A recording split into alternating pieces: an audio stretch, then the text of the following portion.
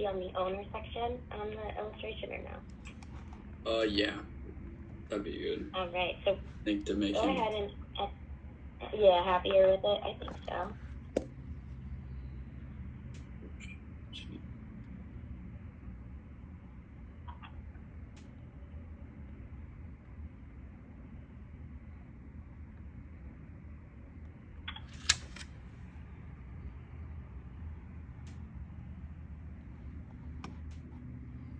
Jackie, can a slurp concept be added to a VUL? Oh yeah, it looks great. Yeah, it looks really nice because when you have the VUL for the slurp, of course, we have a higher, rate of return generally, but our loan interest rates in a VUL are really, really favorable. Yeah, go ahead and put other individual. And just put their name in.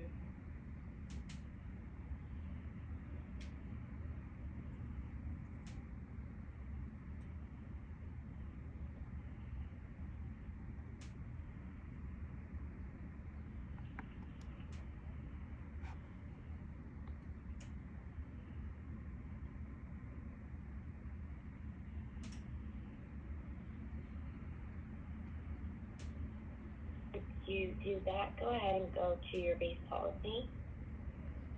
I think he froze, Jackie, unless he's like really concentrating. Monthly, go. What is that? Oh, I think it's go ahead, Cam. I think he said he wants to do like 200 each for each policy because I think his budget's $400 a month. Okay, so what you want to do is change your premium mode to Check-O-Matic. Put the initial dump in, $3,500. You're probably going to get some errors, but that's okay. So right underneath the premium mode. Yep.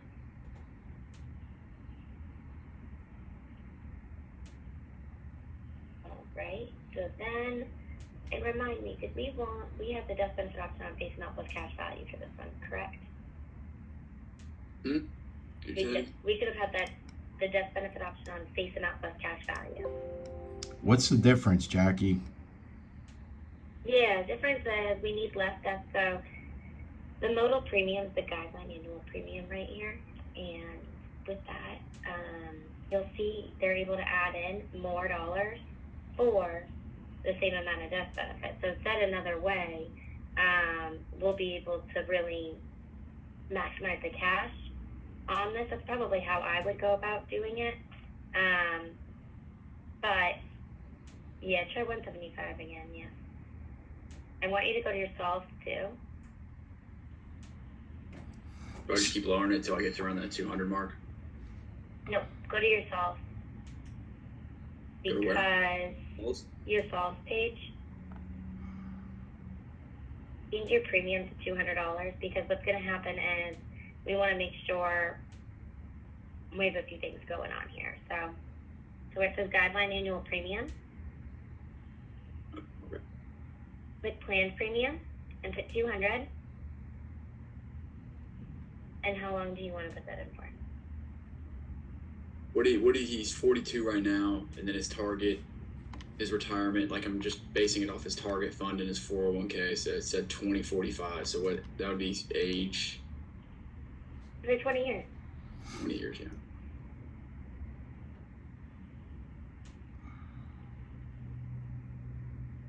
All right, I want you to, that's actually good there. Go ahead and go to your table input. And scroll down. And click where it says face amount plus cash value, and you're 21. And you're going to change your death benefit option type to face amount and fill down for 121 years. Or how long? 121 years. They just always fill down that, so it goes down forever.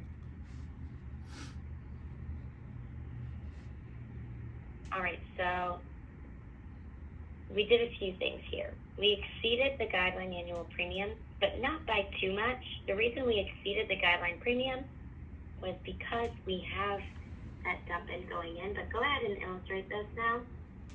you'll see we're below the MEC by just a little bit. We have $5,900 going in year one because that's the $3,500 plus $200 a month, or $2,400 a year. And then if we go all the way out, let's see, we have $109,000. Now by this time, he's given New York Life, roughly speaking, about 30 grand, maybe a little bit less, 20 something thousand. So that's not terrible, right? It's growing by a good rate here. And it's all going to be tax advantage later on. So if you want to show him what a flip would look like, we could definitely do that. What do you think, Alex? Yes, please, for sure. Because his whole thing is he wants this for retirement income, and I think if we could show that to him, that would be amazing. So, Jackie, I saw you do something, and I just want to clarify. The death benefit option, there's only two of them. One is face value, and the other is face value with cash, something like that. Yep, face amount plus cash value. Can you tell me briefly what the difference is between one and the other, like when we would use one over the other? Yeah, I normally use the face amount option when it is on an adult or a parent that also needs more insurance. When you have the face amount plus cash value option, it allows you to start with a lower death benefit for the dollars you're putting in. And so therefore, over time, your costs are a little bit lower. Now, why would I use it for the face amount? Well, when the parents need more insurance, I think it's still a good vehicle to be able to add insurance onto them, right? And still get the cash value growing in the market. But it's kind of a happy medium there. On kids, I like showing the face amount plus cash value because it lets the policy kind of tick up a little bit quicker. Good. Thank you. Yeah. So, Cameron, if you want to click return to index.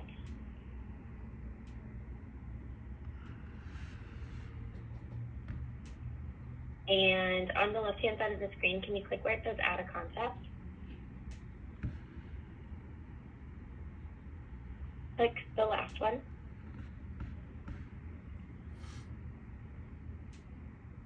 You just click X.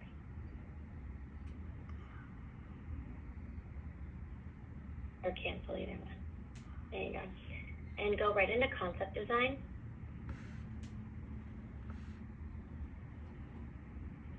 So change the retirement age here because we were looking at 30 years old. We wanted to take the distribution because it's on his daughter.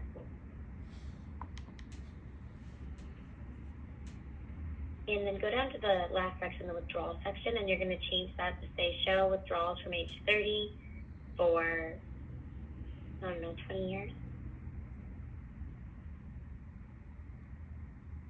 Oh, I would do 20. Oh, for 20 years. Okay, I thought you. Yeah. For 20 years using cash, click the drop down, withdrawals, and then loans. So we're saying we want to withdraw as much as we can up to our cost basis, which is tax-free, and then we want to take a loan against the death benefit that we don't intend to repay above that. Perfect. Go ahead and click illustrate. You're going to get an error that says this illustration is going to last to age 101, but in all honesty, does that matter? Probably not. Most people don't care. So go ahead and scroll down for me. So we'll be able to take out, in this example, just under 10 grand a year for 20 years, so right about $200,000. And he gave New York Life the 51,000. Wait, 51,000? Yeah, he gave New York Life 51,000. So he gets 4 times more than what he paid into New York Life over the years. Okay. And So does doing he the math if he retires? does he still have a death benefit there? Yeah, and this child, the death benefit will stay until she's age 100. Now, what if the let's just say for instance the father drains the 200,000 in cash value, and then the child wants to keep paying into it? Is that possible? Like to keep the policy going? Yeah, absolutely. I'd probably recommend repaying the loan before you make payments into it again, but either way, you can do either option.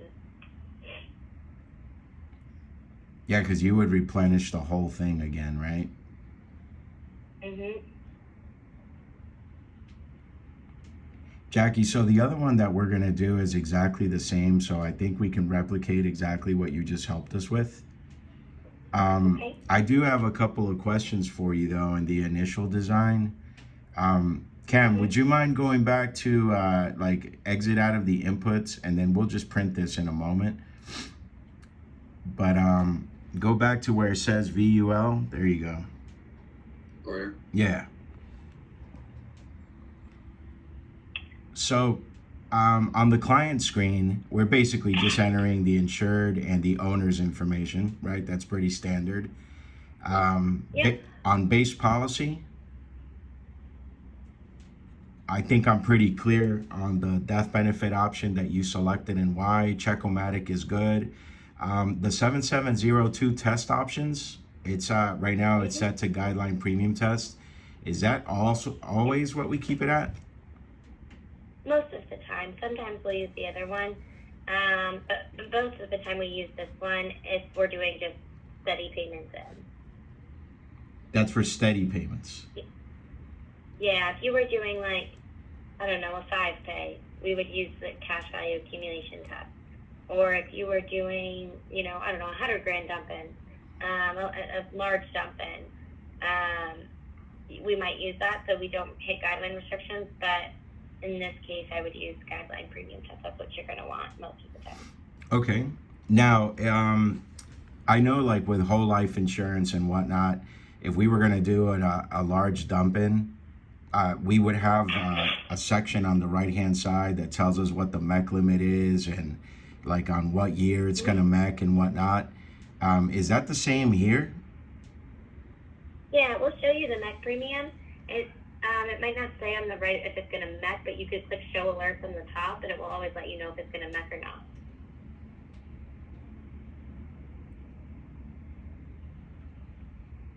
In this case, it And so doesn't we're not say gonna anything, MEC. right? Yeah. So Yeah, is there no, we're not going to MEC it. is there any guideline as to like how much the initial dump in can be compared to like the death benefit or compared to the monthly premium payment? Yeah, if you look on the right-hand side, it will just let you know the MEC premium, right? And so I always take the MEC premium and subtract out what my annualized Jaqui is, so $2,400, right? And we're left with enough room to be able to dump that in. The gross premium is $5,900, so we're in good shape there. so he's able right. to dump in. So, for example, he's able to dump in if it's $2,400 in the MEC premiums. He's able to dump in around roughly $4,000. Extra. Roughly, yeah. And if we wanted to dump in more, we just have to increase the death benefit? Correct. Okay, all right, that makes sense to me. Now, as far as riders are concerned, can you click there for me, Cam? That's just one. I saw that was added by default. Is there any situation in which we would remove that, Jackie? No, it's complimentary. Complimentary. I wouldn't remove it. Okay. Yeah. It prevents like the policy from lapsing against overloan later on in life. It basically makes it like a reduced paid up if they loan too much from it. So I wouldn't remove it. Okay. And then the disability waiver, that would apply to the insured. So in this case, it's the kid. So we don't necessarily have to worry about that, right? Correct. The solves function, I noticed you basically just used it to find the premium amount. Any other situation in which you would use this? Yeah, so sometimes I would say, tell me the face amount. I would go to the face solve and plug in my premiums. But other than that, not too much. It's just whether I'm telling Nyla's what I want the premium to be, or going into, you know, having Nyla's tell me the face amount as well. We've got those options in there, but either way is fine. I don't really use it much more on this page. Okay. I know that on whole life policies, I mean, you can go to the solve screen and you can calculate a pop year. Is that, can you do that here too?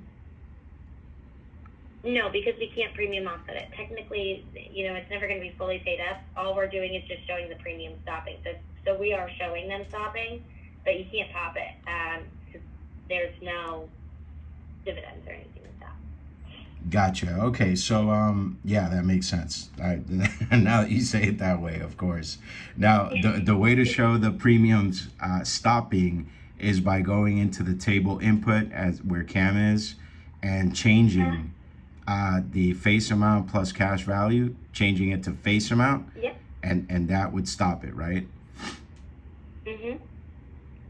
Okay, all right, that does that. And what about the performance tab? Anything there that we would do? Sometimes you can change it, or you can show, underneath fund expenses, you can show what the S&P 500 looks like, or a different fund. If you want to show them what the historical returns are, you can do that. I don't know if it's necessary in all cases. Sometimes they will, sometimes they won't. If you were illustrating 9 out of 10 times, would you use 8%? Probably, but I don't see anything wrong with using 9. Okay. If you And put 9 on there, he'll be able to get a little bit more out, yeah. and the fixed account rate is you leave that at 2.65? Yep. Okay. All right, that makes sense to me. Does this have to go through like what kind of information do we need from this guy? Because I know if we're doing a VA, they ask for a risk tolerance questionnaire. We got to go through Morningstar tool. Is it the same for this thing too? Here. Yep. So suitability is an issue here. Any guidelines for us on that, Jackie? I mean, as long as you're putting in over 15% of his annual income, we should be fine. That's what I would say. Make sure, the risk tolerance, right, has long-term growth. But other than that, no, this should be fine. I don't see any reason why it shouldn't. So you said you're fine with doing 9%? Yeah.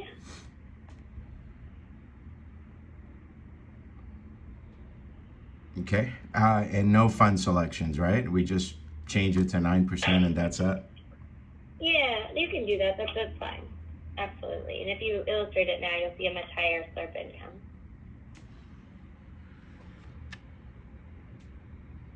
All right.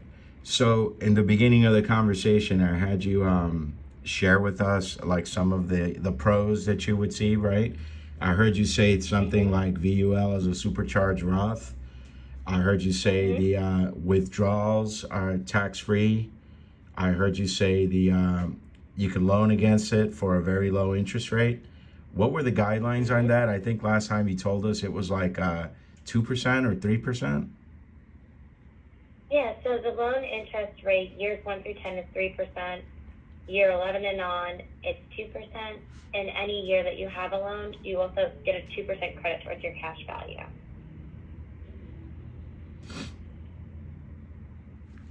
And what was that third thing? How does that work? Yeah, you get in the any year that you have a loan, you get a 2% loan credit towards your cash value.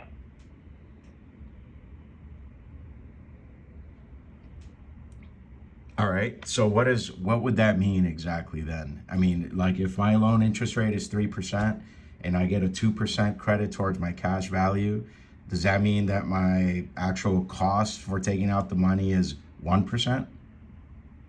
It's the net cost of 1. You'll still be charged the loan interest rate, and your credit is put towards the cash value, but it's really a net cost of 1. Net cost of 1. And after years 11, it's net cost 0? Yeah. Holy crap. Why do we do that? Is that just a Yeah. perk for a VUL? Yeah, that's how our VUL ones kind of roll. Jeez. And it's not tied to the Moody's, so we can do that. Oh, that right on. Okay. Okay. Now, if you notice right there on year 21, when supposedly the child is 30, that there's like no payment and there's no withdrawal on the slurp, we can fix that by going into solves and just fixing it on year 21, right? If what? I'm sorry, repeat that. You see right there on year 21 where there's no premium payment and there's also no withdrawal. Yeah, so we could just go into the slurp and move the slurp up a year or two. That's fine. Okay. So if you click the slurp concept on the left, click concept design, and just change your age to 29. At the top too, Cam. Mm-hmm. No, Oh, leave right the here. 30. That's fine. That doesn't do anything. It'll just say retirement age 30. Yeah. Oh, that's okay, fine. okay. And then go ahead and illustrate that.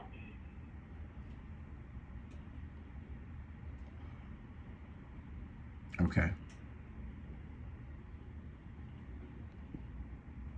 If it's because we added it. Yeah, we took it out a year sooner, so you get a There little you bit go. less. Yep. So, Pretty so great. then going back to the pros, you said tax-free death benefit, not included in FAFSA. You discussed a lot about flexibility, and you said something like you can choose to contribute or not contribute. Yep. So just like we're doing in year 21, right? We're not contributing into it anymore. We can decide to contribute longer. We can decide, hey, Okay. I want to pay for 25 years and then retire, or maybe 15 years out and having a tough year. I want to take a break on premiums. I have the ability to do that because of that flexibility in there.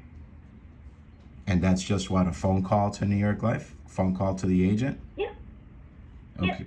Okay. Okay. Any other flexibility So that it you would be would? like a form. Okay. Any other pro that I may have left out or not captured? I would just say the tax advantages are just the biggest pro, right? It's about maximizing what they can keep, no matter when they take it. So. All right.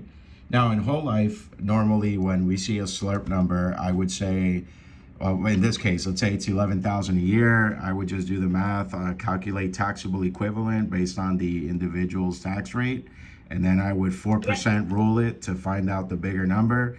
Same here, right? Yep. Exactly. Yep. Okay. Makes sense to me. Now, if we needed to provide this man a resource, like at the moment that we illustrate it, which are your favorite reports to display? As in, like, if we're going to pick what to print? Yeah. I would definitely, obviously, include the slurp concept. Go ahead and click print for me, Cameron. Already. Just click print so I can see the optional pages here, so I can see which ones are on there. That's okay if it's not right. You can go back into it. Scroll down for me. Scroll down. Okay, perfect. I would probably go to the VUL features and benefits in the brochure. I like those ones on there. But other than that, I think the illustration kind of speaks for itself. Oh, this one right here, the brochure. Mm-hmm. These two. Okay. So you would do the brochure as well? Yeah, I like it. Mm-hmm. All right. Jackie, I didn't know that you were available for